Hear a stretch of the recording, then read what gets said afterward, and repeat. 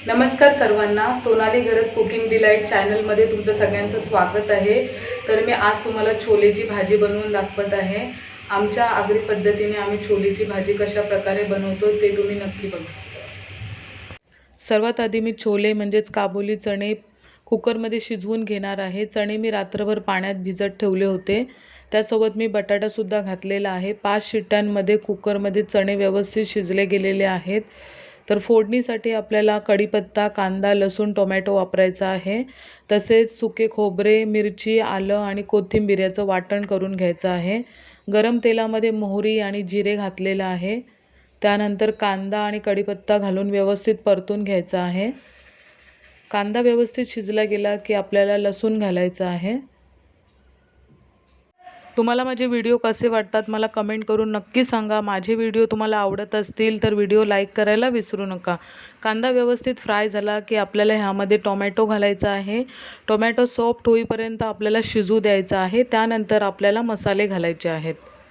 2 ते 3 मिनिटे कांदा आणि टोमॅटो तेलात आपल्याला व्यवस्थित फ्राय करून घ्यायचे आहेत। त्यानंतर आपल्याला ह्यामध्ये मसाले घालायचे आहेत। तर अर्धा चमचा हळद आणि 2 मोठे चमचे भरून मी आगरी मसाला घालत आहे। तुमच्याकडे आगरी मसाला अवेलेबल नसेल तर तुम्ही घरगुती लाल तिखटसुद्धा घालू शकता। त्याचसोबत मी अर्धा चमचा घरगुती गरम मसालासुद्धा घातलेला आहे। सर्व मसाले आपल्याला व्यवस्थित मिक्स करून घ्यायचे आहेत आणि 1 मिनिट आपल्याला व्यवस्थित शिजू द्यायचे आहेत। मसाले करपू नयेत म्हणून ह्यामध्ये आपल्याला थोडंसं पाणी घालायचं आहे आणि व्यवस्थित मिक्स करून घ्यायचं आहे। त्यानंतर आपण जे वाटण केलेलं आहे ते ह्यामध्ये घालायचं आहे।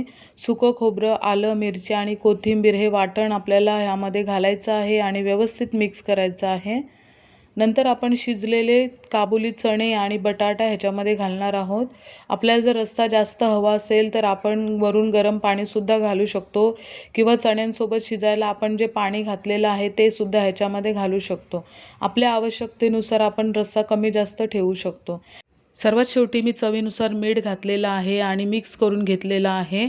5 ते 7 मिनिटे झाकण ठेवून आपल्याला भाजी व्यवस्थित शिजू द्यायची आहे म्हणजे सर्व मसाले एकजीव होतात। अशा प्रकारे अगदी सोप्या पद्धतीने मी छोलेची भाजी बनवलेली आहे। तुम्हाला ही रेसिपी कशी वाटली मला कमेंट करून नक्की सांगा। माझे व्हिडिओ तुम्हाला आवडत असतील तर व्हिडिओला लाईक करा। ही छोलेची भाजी तुम्हाला कशी वाटली मला कमेंट करून नक्की सांगा। माझ्या चॅनलला तुम्ही अजूनही सबस्क्राईब केलं नसेल तर माझ्या चॅनलला सबस्क्राईब करा। FBवर माझं पेज आहे सोनाली घरत कुकिंग डिलाइट नावाने, माझ्या पेजला फॉलो करा आणि इन्स्टावर सुद्धा मला फॉलो करा। पूर्ण व्हिडिओ बघितल्याबद्दल धन्यवाद। श्री स्वामी समर्थ।